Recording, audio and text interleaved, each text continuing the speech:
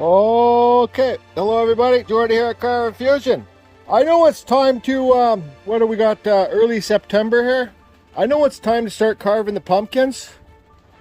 But, you know, I got 500 pumpkins I gotta carve.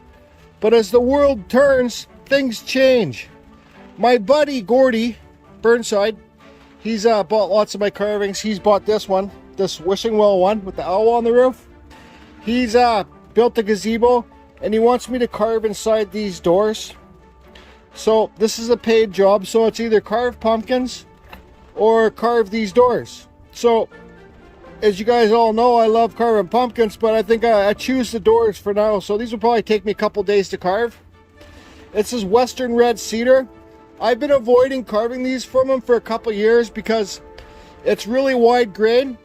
I made them a birdhouse and it's the same cedar and it's just really shitty cedar. So, but what's going to be, these are, you can see here. So there's panels inside here I got to carve. So I got these these workhorses here. I got some blankets Gordy brought me. I'll lay the blankets down. I'll get the door on the thing and the thing on the thing and thing it. Okay, you can see here where he has his door handles. There's one here, one here. So this is the center of the doors. So I'm thinking like, let me show you. Gordy brought to my attention these holes in the cedar. Gordy, why'd you use such shitty cedar? Oh.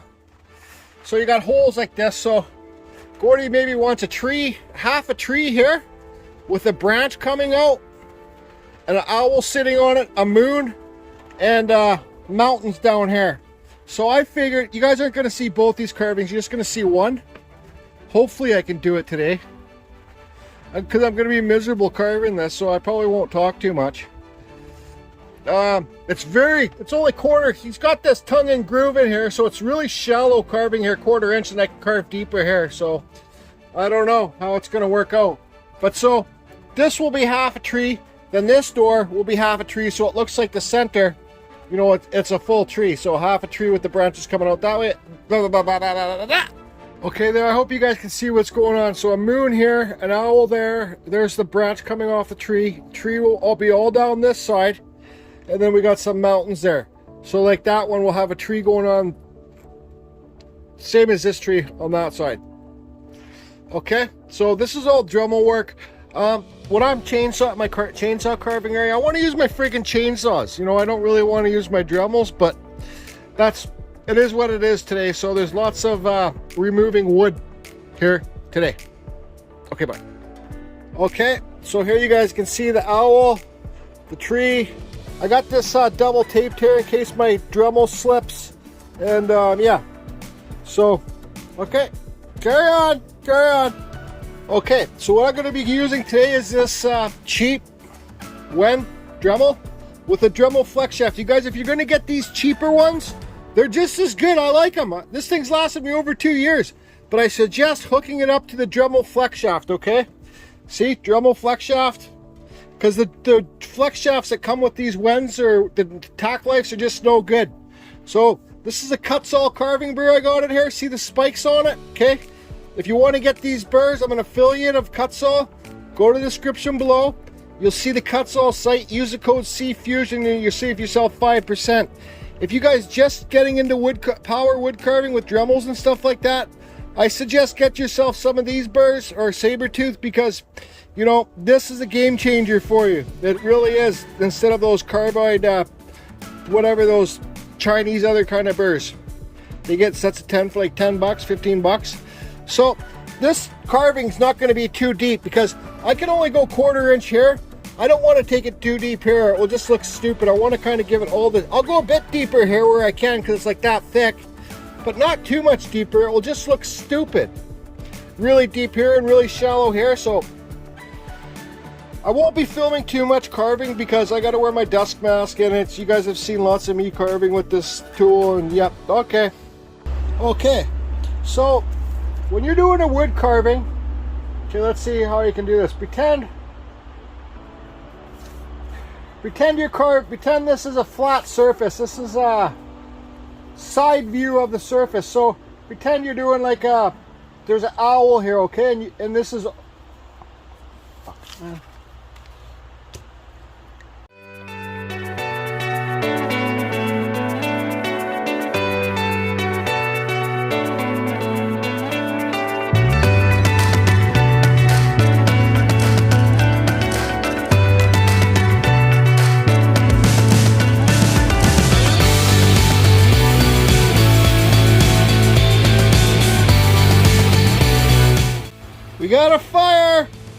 we got a fire.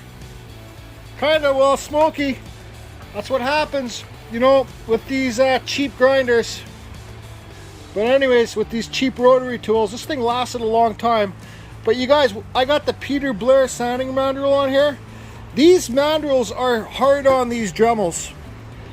I've burnt out a few good ones with using these mandrels.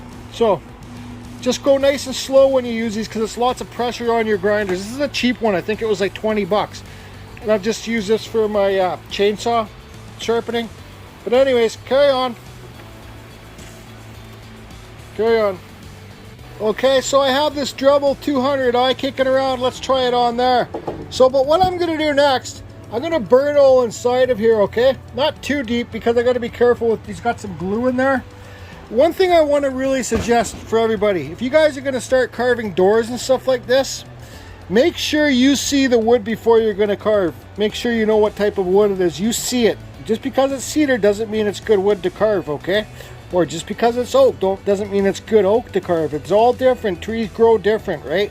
In different areas. So, but it's coming along. I still got to detail the owl. I'm not looking forward to that, but it's just going to be basically a silhouette. This whole thing's a silhouette, right? So, what was I going to say? Yeah, next. Oh, I got this Dremel. It's the 125 bit. Here's another cheap grinder, right? Rotary tool. I'm going to use this 125 bit to go along and just do all here. It might not give the burning effect because this wood's so soft, but I'm going to go along on all the outlines of everything with this, because I got cedar here, the color he wants, and I'm going to cedar it like I normally do. Then I'll hit it with the flap center to give it the effects, right? So anyways, carry on. Okay, so I kind of got the owl detailed a bit. I got everything burned in. So what I want to do is, I'm not too sure if I want to use a Sandoflex or if I want to use this. You can get these in my Amazon store, these nylon brushes. They come in sets of 3. Amazon store is listed below. So I'm going to run around and clean this all up, and I'll be back. Okay, so you can see I got some eyes carved in the owl, just like a quick silhouette. This part here where he's got the connections kind of bothering me, because I want it to be, it's the moon, right? So what I'm going to do is, I got this die grinder, and I got this burr here, Kutzall too. I'm just going to go along and make it so like there's a bunch of circles on here. So moon, if you look at the moon close up, it has divots in it. So hopefully doing circles will kind of get rid of these lines. Well, you'll always be able to see them. Like you'll always be able to see this. But hopefully it will just disguise them a bit, okay? Okay. So I got all my tools put away. I got everything blown off. This is what he wants me to put on it. This is cedar, okay? This is oil-based. This color is butternut. That's the color he has all his other carvings around his house and his deck and stuff.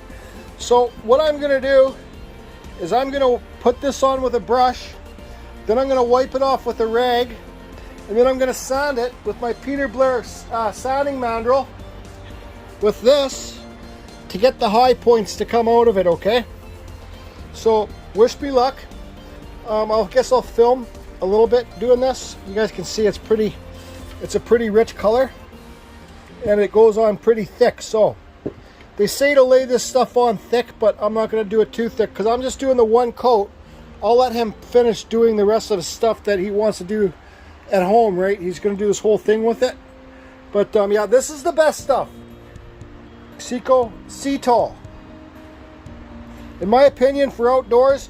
But if you think you get this stuff in clear, it's never really that clear. There's always a tint to it. If like there's a color called natural, it's not that natural. It goes pretty dark, and it's always got a certain kind of tint to it. So just be careful when you want to buy this stuff that's clear. Okay, so let's get this stuff on here. I might as well just film a little bit doing this.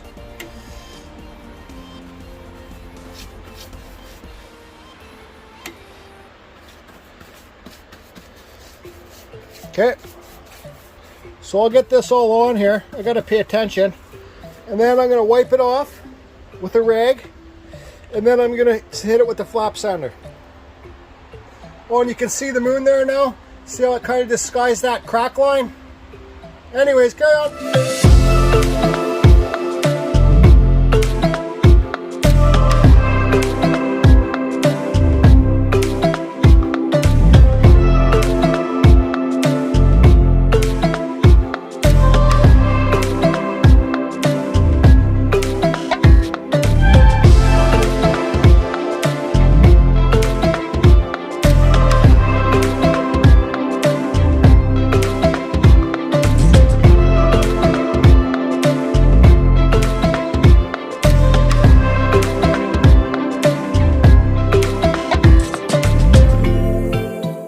Okay, like I said, this is like the worst cedar I've ever carved, but my buddy Gordy, I sent him a picture. He likes the tree, he likes the mountains, he likes the moon.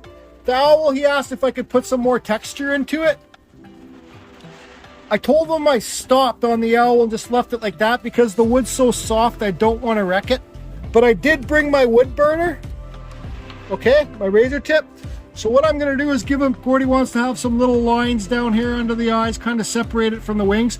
And I'm going to burn some little feathers into the wings with this wood burner. And I'll burn some textures into here too. And he also asked if I can make like a silhouettes of a seagull in here, because it's just kind of an open space.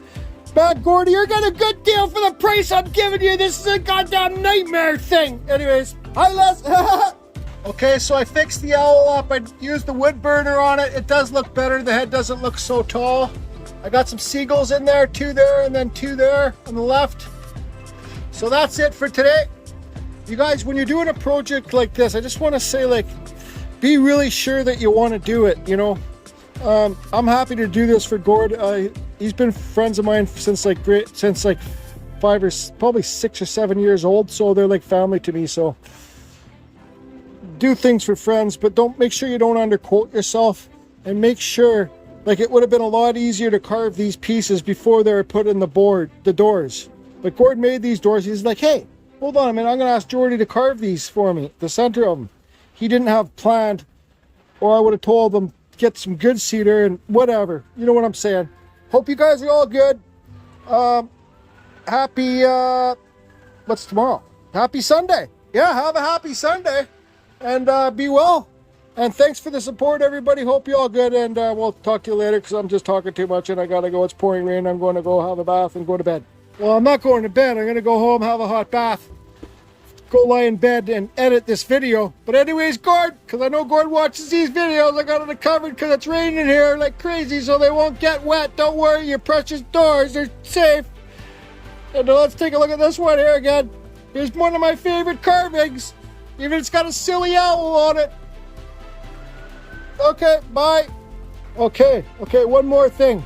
Gord, so when I carve this side tomorrow, I don't think I'm going to film. It's going to be same with the mountains, a tree. But it's going to have a sun because this has the moon. And it's going to have a dragonfly on it. I might film, I might not. But Gord asked if I can make the tree on the other side have more branches coming off this branch, so it just doesn't look like a big dink hanging there. Now we're sitting on a dink. So I think tomorrow too, I'm gonna carve a branch coming off this branch. You happy with that, Gord? I'll carve you a branch coming off the branch so it doesn't look like a big dink tree. Well, back. Okay, now what I'm showing you there is you want to make that nose pop out. We want to take the face Watch back, just carve Rob. and we want to tuck the eyes up there. And eating some poutine. All right.